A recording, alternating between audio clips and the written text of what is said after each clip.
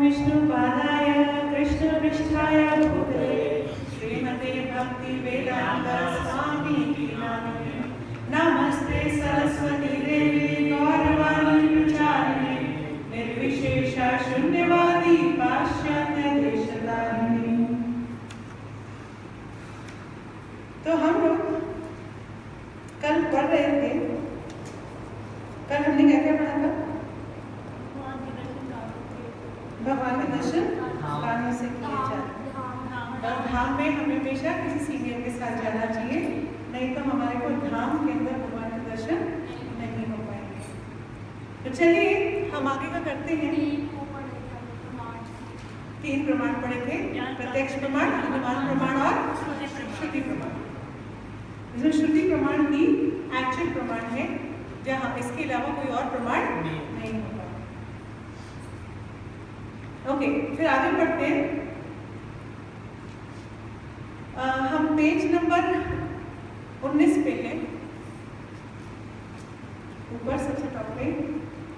फिर भी आप अपनी इन कुंठित भौतिक इंद्रियों से ईश्वर के आध्यात्मिक रूप, नाम, गुण, लीलाओं तथा साज सामग्री का तुरंत अनुभव नहीं कर सकते, क्योंकि वर्तमान सभ्यता में लोगों में ना तो ईश्वर को समझने की शक्ति है और ना ही उनका मार्गदर्शन कोई ऐसा व्यक्ति करता है जो उन्हें ईश्वर को समझने में सहायक हो सके।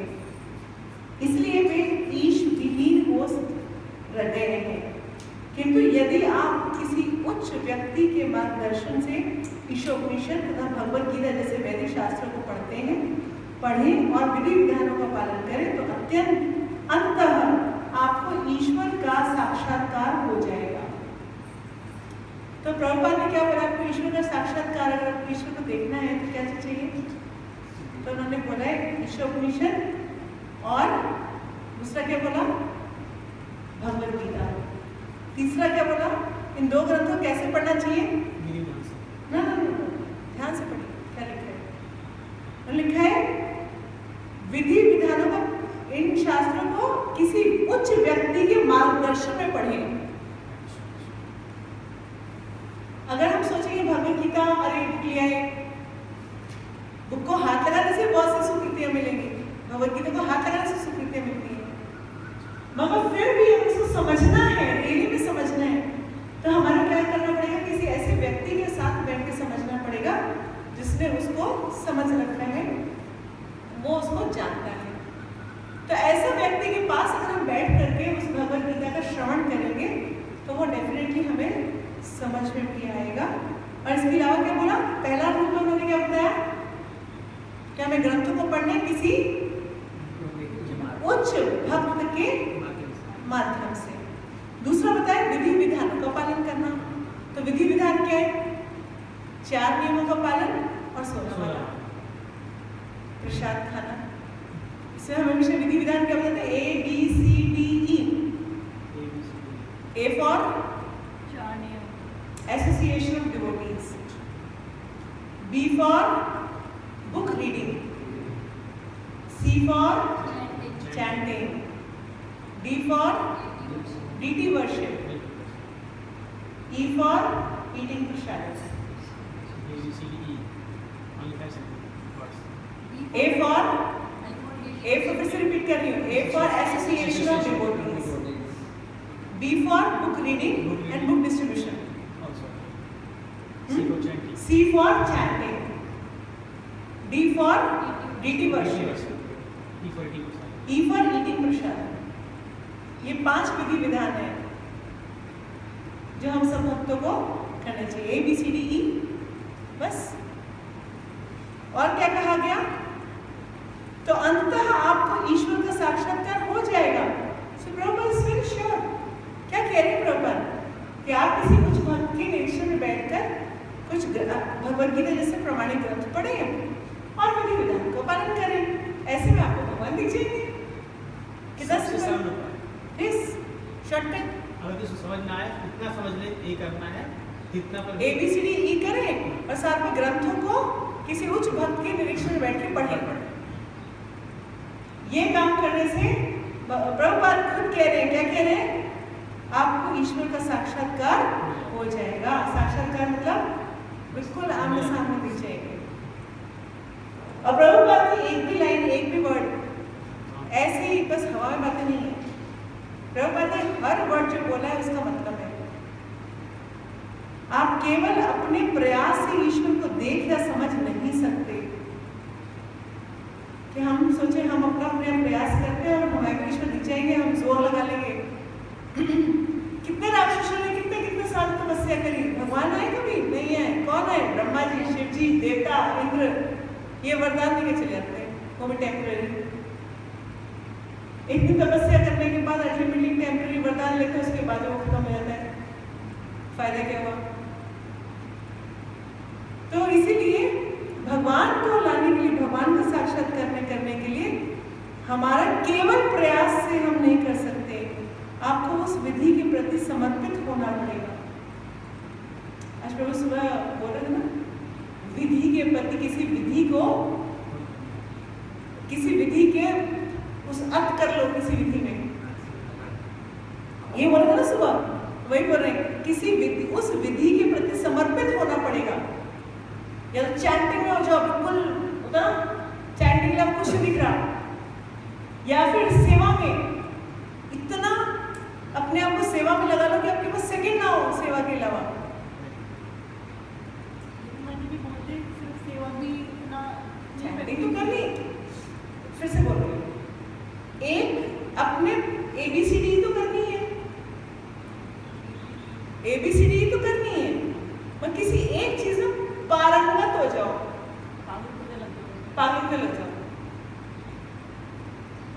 ABCDE पांचों की पांचों करनी जरूरी है, वो भी किसी गुरु के निरीक्षण में, किसी शिक्षा गुरु, किसी दीक्षा गुरु के निरीक्षण में होना चाहिए। सभी मन गढ़ंत करो तो वो भी नहीं काम करेगा।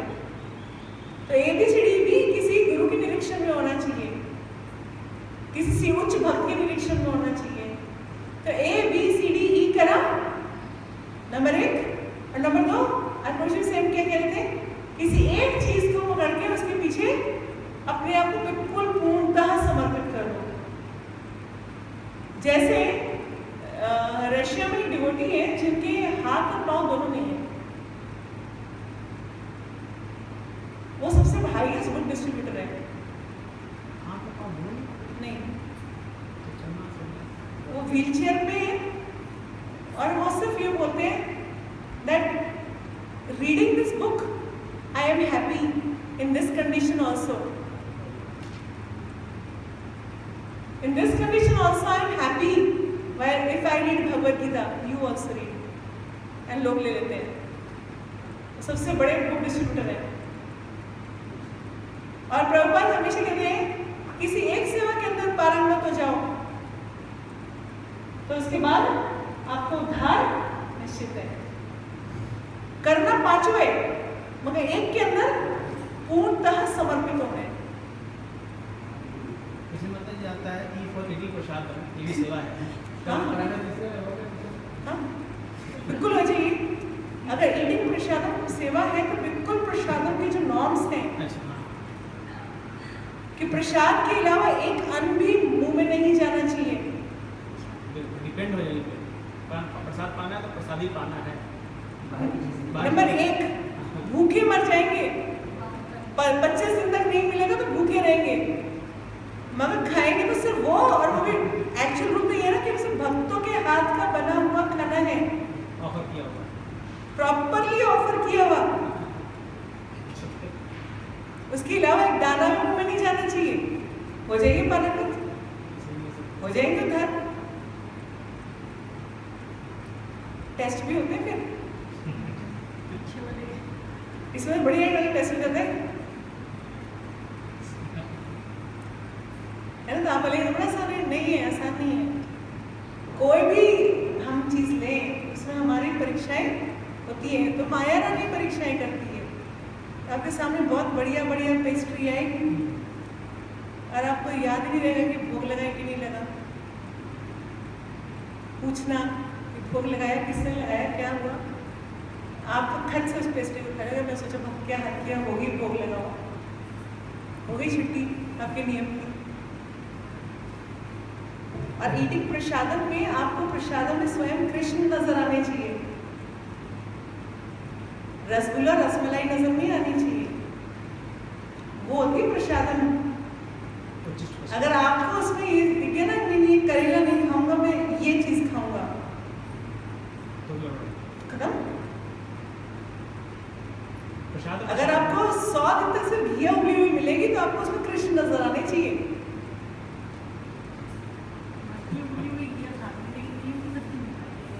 सब कुछ खिलाना पड़ेगा ना, तो जो भगवान देंगे उसके ऊपर समय पे रहना पड़ेगा। माधवेंद्रपुरी तो मांगते भी नहीं थे किसी से, जो कोई दे देता था वो एक्सेप्ट करके ले लिया करते थे, भोग लगा के खा लिया करते थे, मांगते तक नहीं थे। बनाने की तो बात छोड़ दो, ना बनाते थे ना मांगते थे, दोनों। अच्छा, अयाची भिक्षुक थे कि मैं मांगूंगा भी नहीं, बनाने तो खुद छोड़ दो, मधुकरी भी नहीं करते थे वो। कई लोग रहते थे ऐसे। हाँ, किसी ने अपने आप से दिया तो भगवान को भोग लगा के खा लिया, नहीं तो वो भी नहीं, महीनों महीनों भूखे रहते थे। तो कहने का अर्थ ये है कि प्रसादम है तो ईटिंग प्रसादम अपने आप को धाम ले जाने के लिए बहुत है। कोई भी विघ्न भक्ति की अपने आप में इतनी पावरफुल है कि हमें भगवत धाम ले जा सकती है, मगर उसके अंदर फिर पूरा डीप जाना पड़ेगा। अब अगर खाओ तो मैं रसगुल्ले, खाओ तो मैं रोज पेस्ट्री, है ना, प्रसादम का नाम लगा के खाते रहो जो मर्जी, ऐसे नहीं चलेगा। तो वो भी इंद्र तृप्ति होगी, वो भी इंद्र तृप्ति होगी, क्योंकि मैं तो अपने मन से। अगर प्रसादम के अंदर आपको रसगुल्ला दिखाई दे रहा है, इसका इंद्र तृप्ति है। आपको दिख रहा है ये मेरा फेवरेट और ये फेवरेट नहीं है, तो इसका मतलब क्या हुआ, अभी हम इंद्र तृप्ति के स्टेज पे ही हैं, अभी हम कृष्ण नहीं पा रहे हैं, है ना। उसमें कोई गुण दोष नहीं देखना चाहिए। अब जैसे हम बड़ा सिंपल सा एग्जांपल लेते हैं, अपने गुरु महाराज को जब भी हम सर्व करते हैं तो उनकी थाली में हम लोग कई चीजें रख देते हैं। अब भोग लगा के सीधा उन्हीं को खिला रहे हैं, हम तो पा नहीं सकते, हम चख भी नहीं सकते, अब सीधा भोग लगा के उनको खिला देते हैं। और जब उनसे उच्चिष्ट आता है तो पता चलता है आधी बर्तन में नमक नहीं डाला, हबड़ा तबड़ी में वो होता ना, ज्यादा एक्साइटमेंट रहती है गुरु महाराज के लिए बनाने में। कई बार एकदम शॉर्ट नोटिस से मिलता है, कई बार बिल्कुल ही बेस्वाद बन जाता है और बड़े आराम से बनते हैं। उनके लिए वो स्वाद और बेस्वाद में कोई फर्क नहीं है। आपको एक और बात बताती हूँ, एक बड़ी इंपॉर्टेंट बात बताती हूँ, इस वजह से गोपाल कृष्ण स्वामी महाराज के बारे में बता रही हूँ। एक आज से अभी की बात नहीं है, सन 2009 की बात है। तो सन 2009 में दिल्ली में रोहिणी इस्कॉन टेम्पल की लैंड अलॉट होने जा रही थी, मतलब हो गई थी। तो एकादशी का दिन था, तो गुरु महाराज का पता चला कि गुरु महाराज आ रहे हैं, और गुरु महाराज कहाँ आ रहे हैं, वो मेरे ही इंस्टीट्यूट पे आ रहे थे, जो मेरा अकेडमी थे वहीं आ रहे थे। वहीं पर उन्होंने सब रोहिणी वालों को बुलाया था कि यहीं पर मीटिंग लेंगे, कि बड़ा क्लासरूम है तो यहीं पर मीटिंग लेंगे। तो वहाँ पर आ रहे थे, तो मुझे सिर्फ 1-1.5 घंटे पहले पता चला कि वो आ रहे हैं, और मैंने कहा प्रसाद बनाना है, और मैंने कभी गुरु महाराज के उस टाइम तक प्रसाद बनाया नहीं था, और वो एकादशी वाला दिन बनाऊँ तो क्या बनाऊँ। तो फिर मैंने किसी सीनियर को फ़ोन किया, पूछा कि क्या लेते हैं महाराज।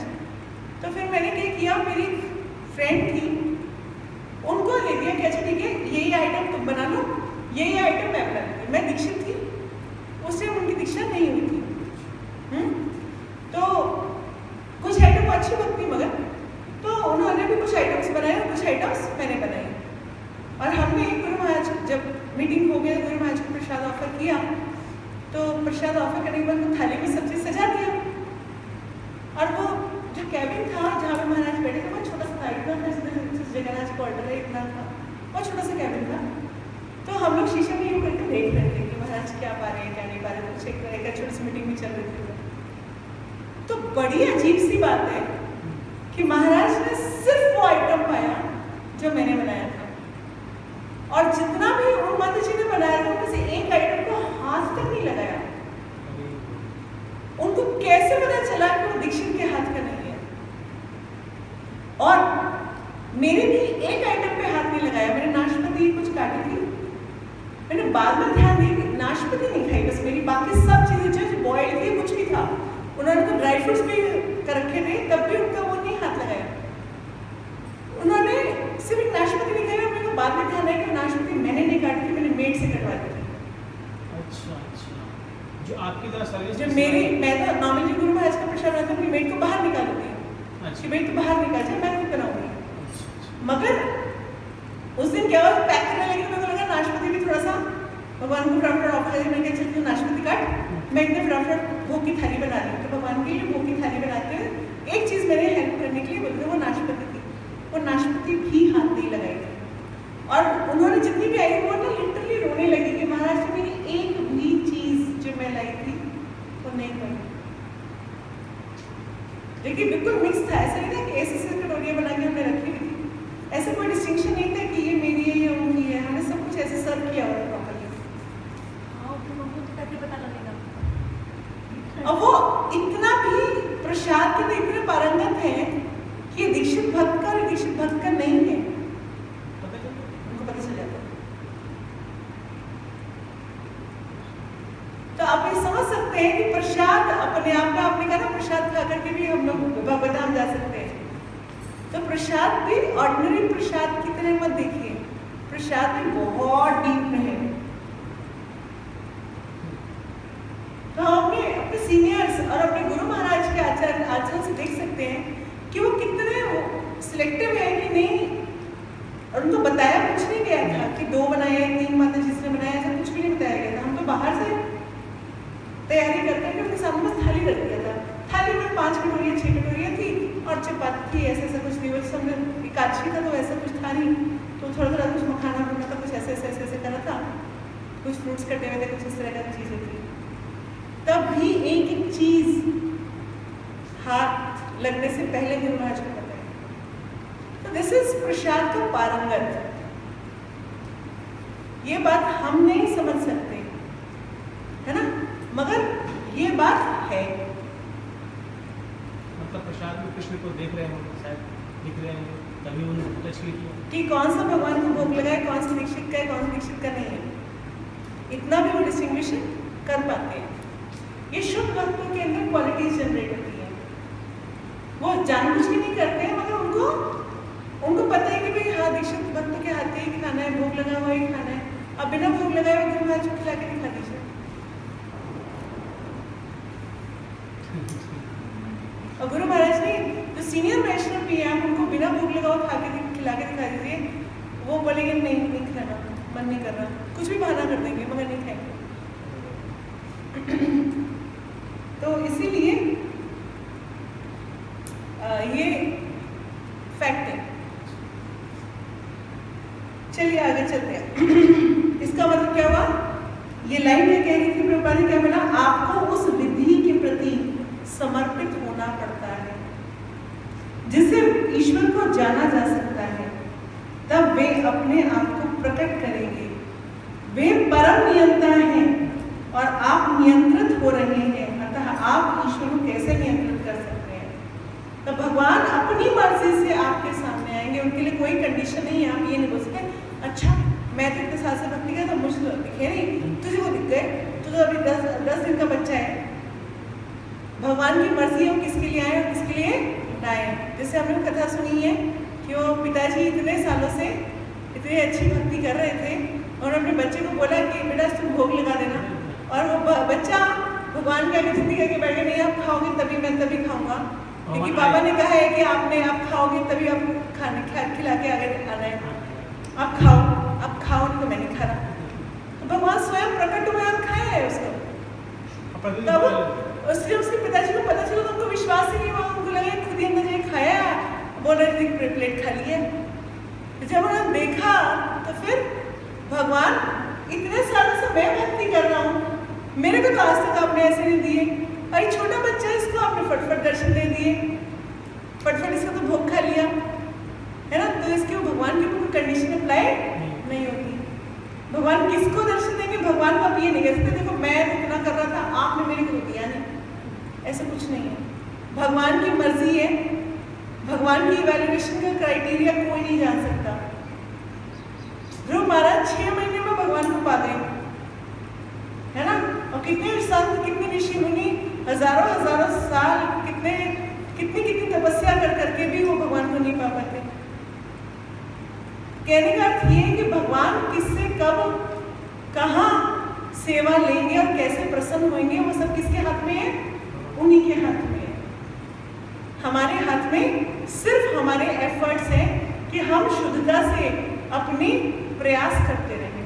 अगर हम अपना प्रयास करते रहेंगे तो कहते ना दामोदर जी की रस्सी 2 उंगल छोटी, तो 2 उंगल क्या है इसमें? पहला उंगल है प्रयास और दूसरा है भगवान की कृपा। अगर हम प्रयास करेंगे, भगवान की कृपा करेंगे तो हम आएंगे, तो फिर भगवान बोलेंगे फिर मैं क्यों आऊं? हमें प्रयास भी करना है तो भगवान अपने आप कृपा करेंगे। तो प्रयास से कृपा आती है ना। एक दिन मेरे भक्ति विशा के थे डिवोटी, उन्होंने बताया महाराज कृपा मतलब कर दे पा,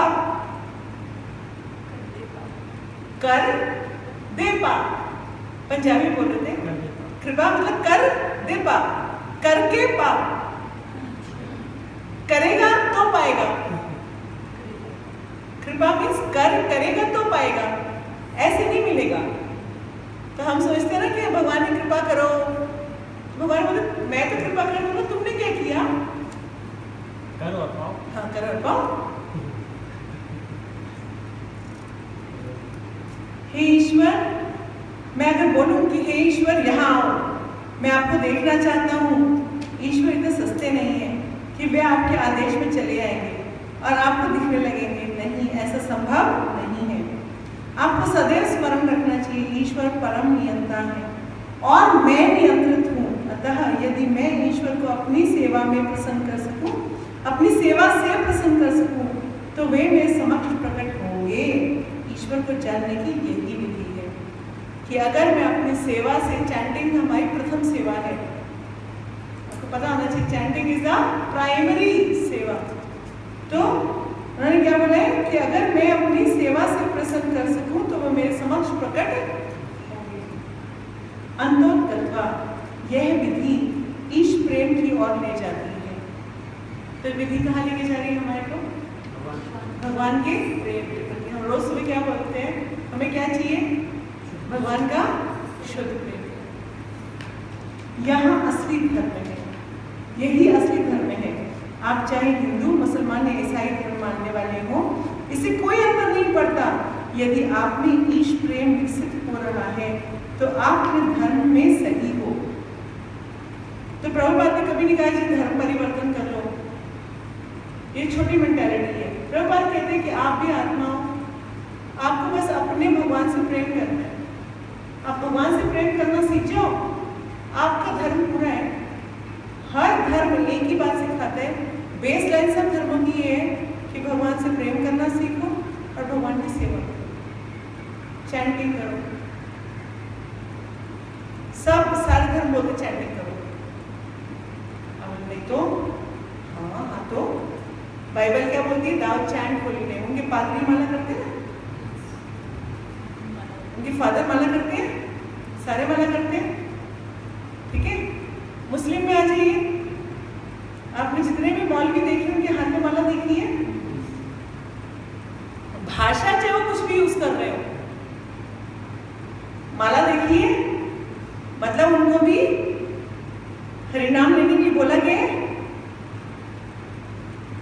है ना। और माला तो आप देखो ब्रह्मा जी के हाथ में भी है, सरस्वती जी के हाथ में भी है, दुर्गा जी के हाथ में भी है, शिव जी के हाथ में भी है, गणेश जी के हाथ में भी है कि नहीं है? और गुरु नानक जी है, उनके हाथ में भी माला है। आप ये बताइए कौन माला नहीं कर रहा? कौन सा माला करने से नहीं करता? सब धर्म कर रहे हैं,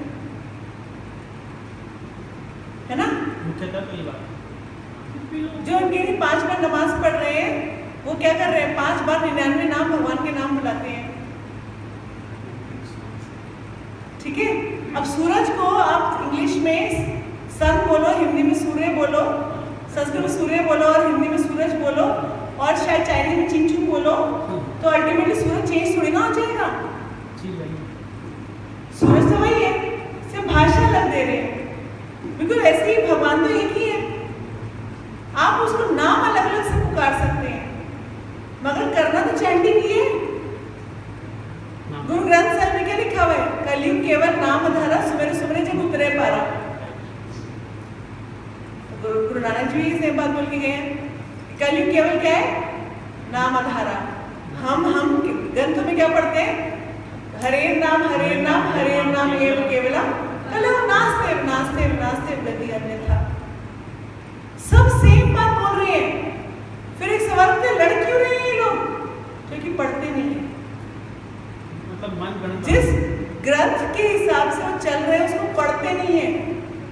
भगवत गीता भी आज तक पढ़ के इतने लोग भक्त क्यों नहीं बने? प्रभुपाद की भगवत गीता से भक्त क्यों बन रहे हैं? क्योंकि प्रभुपाद ने उसको एज इट इज रखा, अपने हिसाब से तोड़ा मरोड़ा नहीं है। ऐसे ही जो ओरिजिनल ग्रंथ है उनमें कुछ और कहा गया है। आपको पता है गुरु ग्रंथ साहिब में 3000 बार राम, गोविंद, कृष्ण का नाम आया है। 3000 डॉट, 3001 नहीं, 2999 नहीं, गिन के 3000 बार आया है। 3000 बार जो ग्रंथ राम और गोविंद और कृष्ण का नाम ले रहा हो, और क्या करेगा? बताओ, कैसे बताए कि कृष्ण ही भगवान है? गोविंद और कृष्ण नहीं बोलते ना, गोविंद तो कृष्ण का ही नाम है। तो गोविंद, कृष्ण और राम 3000 बार आए पूरा, मगर फिर भी हम आपको पट्टी बंदी है। हमने अपने ग्रंथ नहीं पढ़ने, हमने सिर्फ सुपरफिशियल बातें सुननी है किसी की और उसके बाद झगड़ा करना है। मैं सिख हूँ, मैं हिंदू हूँ, मैं मुस्लिम हूँ, मैं क्रिश्चियन हूँ। प्रभुपाद कहते हैं आप इनमें से कुछ भी नहीं हो, आप आत्मा हो। आज आप यहाँ पे पैदा हो गए तो बोल रहे हिंदू हूँ, कल को कहीं और पैदा हो जाए तो बोलोगे मुसलमान हूँ। तो ये आइडेंटिटी तो सिर्फ शरीर की आइडेंटिटी है और शरीर तो नश्वर अभी खत्म हो जाएगा। मैं तो आत्मा हूँ और वो जीव का स्वरूप क्या? भगवान का नित्यदास, जीवे स्वरूपे हुए कृष्ण नित्यदास। भगवान का नित्यदास होना ही मेरा स्वरूप है, यही मेरा धर्म है। भगवान का दास होना और उनका सेवा करना, उनको प्रेम करना, यही मेरा नित्य धर्म है। मगर मैं उस नित्य धर्म को छोड़ करके बहुत सारे आडंबर वाले धर्म लगा के बैठी हुई हूँ। हम तो बनिए हैं, हम तो पंजाबी हैं, हम तो दिल्ली के हैं, हम तो हरियाणा के हैं, हम तो बिहार के हैं, हम तो क्या बिजनेस क्लास है, हम तो सर्विस क्लास है, और हम और पता नहीं क्या ओढ़ के रखते हैं, गोरे हैं, हम काले हैं, है ना, इस देश के हैं, हम भारतीय हैं, हम पाकिस्तानी हैं, और पता नहीं कितनी कवर ओढ़ छोड़ लेते हैं अपने ऊपर। कितने सारी आइडेंटिटीज रखते हैं। बस जो असली आइडेंटिटी है कि मैं आत्मा हूँ और मैं भगवान का नित्य दास हूँ, बस वही नहीं पता। सिर्फ एक आइडेंटिटी सच है, उसको छोड़ के बाकी सारी आइडेंटिटी हमें मालूम है अपनी। इसीलिए वो मायादास है, कृष्णदास नहीं, वो मायादास है। हाँ, अभी छोड़ो, फिनिश करो। बस एक चैप्टर फटाफट पढ़ लेते हैं, मैं एक्सप्लेन ही करती हूँ। अनोद्गत्वा, यह विधि ईश प्रेम की ओर ले जाती है। यही असली धर्म है। आप चाहे हिंदू, मुसलमान या ईसाई धर्म मानने वाले हैं, इससे कोई अंतर नहीं पड़ता। यदि आप में ईश प्रेम विकसित हो रहा है तो आपने अपने धर्म में सही हो। और ईश्वर के प्रति हम किस तरह प्रेम विकसित करें, इसमें किसी भी प्रकार की स्वार्थी उद्देश्य नहीं होना चाहिए। भगवान का प्रेम तभी होगा जब निष्काम भाव से करेंगे, मतलब कोई स्वार्थी उद्देश्य नहीं होगा। हे प्रभु, मैं आपसे प्रेम करता हूँ क्योंकि आप मुझे अनेक सुंदर वस्तुएं प्रदान कर रहे हैं और आप मेरी मांग की पूर्ति करने वाले हैं। नहीं, ये हमें ईश्वर को इस प्रकार प्रेम नहीं करना चाहिए। ये आदान प्रदान पर निर्भर हो जाता है। बोले भैया माँ मुरादे पूरी कर दे, हलवा बांटो, तो ये क्या है? आदान और प्रदान बिजनेस है ये, है ना। आप ये मेरी पूरी कर दो तो चलिया करूंगी, चलिया में फैशन होता है, चलिया करूंगी, 40 से मंदिर जाऊंगी, चलिया करूंगी बोलते ना, है ना। तो ये सारी चीजें क्या है? बिजनेस। ये करो तो ये मेरे करेंगे, आप ये कर दो हम जागरण करवाएंगे, ये कर दो हम धाम में दर्शन करने में आएंगे, ये पूरा कर दो, हमने मन्नत मांगी थी, बोलते हैं मन्नत मांगी थी, लड़का होगा तो जागरण कर सोने का छत्र चढ़ाएंगे, है ना। तो ये क्या है, सिर्फ बिजनेस। तो भगवान के साथ बिजनेस कर रहे हो, वेरी गुड। इतने बड़े हो गए, भगवान से लेन देन करने लगे हो, तो भगवान इतने सस्ते हैं। भगवान चैतन्य महाप्रभु ने शिक्षा दी है, हे प्रभु आप चाहे मुझे अपने पैरों के नीचे कुचल दें, या मेरा आलिंगन करें, या मेरे समक्ष प्रस्तुत ना होकर मेरा दिल तोड़ दें, इससे मुझे कोई अंतर नहीं पड़ता। आप कुछ भी करने के लिए स्वतंत्र हैं, क्योंकि आप बिना किसी शर्त के मेरे आराध्य देव हैं। ये तो हमें पता है, शिष्टाष्टकम का लास्ट है। यह है प्रेम।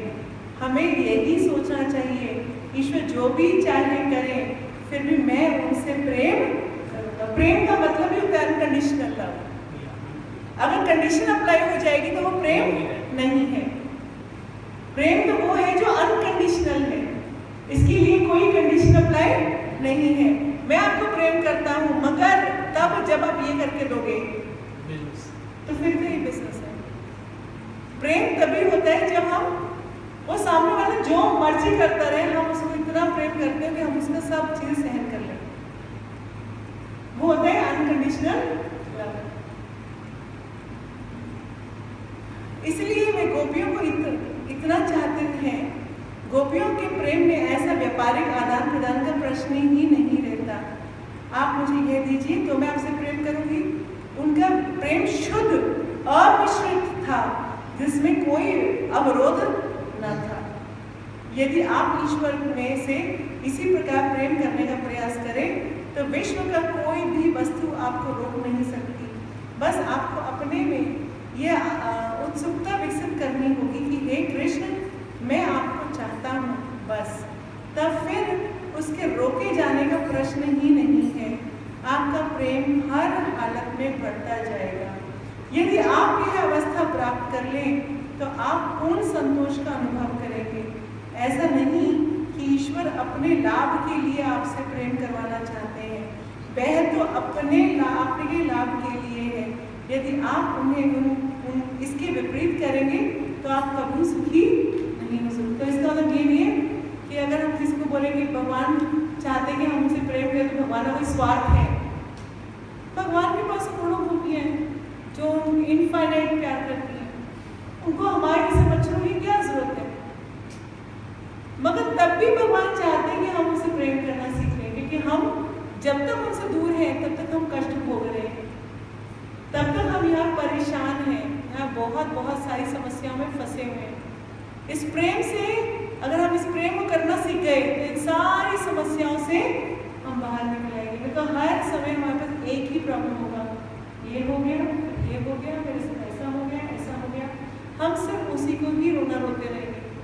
तो जब हम भगवत प्रेम करना सीख जाते हैं, तो हमारा कोई भी हैंकरिंग, मतलब ना, नो हैंकरिंग नो लेमेंटेशन, उन पर चलेंगे। ब्रह्म भूत प्रसन्नात्मा। तो जब ब्रह्म स्थिति पे आ जाते हैं, भगवान का प्रेम समझ जाते हैं, तो हम उस स्थिति पे आ जाते हैं जहाँ पर हम हमेशा उनसे विशुद्ध प्रेम कर सकेंगे, और तब हम सब दुखों से ऊपर उठकर हमेशा भगवान की सेवा में लगे रहते हैं, सुख का अनुभव करते हैं। भगवान के लिए जो सेवा करते हैं, थकते हैं, तो जो उसमें जो आनंद आता है ना। जब गोपियाँ उनके लिए सारा दिन लग करके माखन बना के उसकी हांडी छुपा के रखती थी, तो वो कितना आनंद आता था। कभी कभी पूरा वो कुंज सजा के रखती थी, और भगवान ने तब भी उनको आनंद आता था, क्योंकि वो भगवान के लिए किया जा रहा है। तो ऐसे ही अगर हम कुछ भी भगवान के लिए करते हैं, तो उसमें अपने आप ही आनंद मिल जाता है, सेटिस्फैक्शन आती है अंदर से। आपका हार्ट में सेटिस्फैक्शन आएगी कि सेटिस्फैक्शन का सोर्स कौन है? कृष्ण। तो सेटिस्फैक्शन का सोर्स कृष्ण है। तो अगर हम कृष्ण सेटिस्फाइड हैं, तो हम अपने आप सेटिस्फाई हो जाएंगे। और कृष्ण अनसेटिस्फाइड है, तो हम कितना भी भाग लें, कितना भी कुछ कर लें, हम सेटिस्फाइड नहीं हो सकते। ठीक है, तो आज के लिए हम चैप्टर भी खत्म हो गया, और अगली क्लास में हम अगली बात का पढ़ेंगे।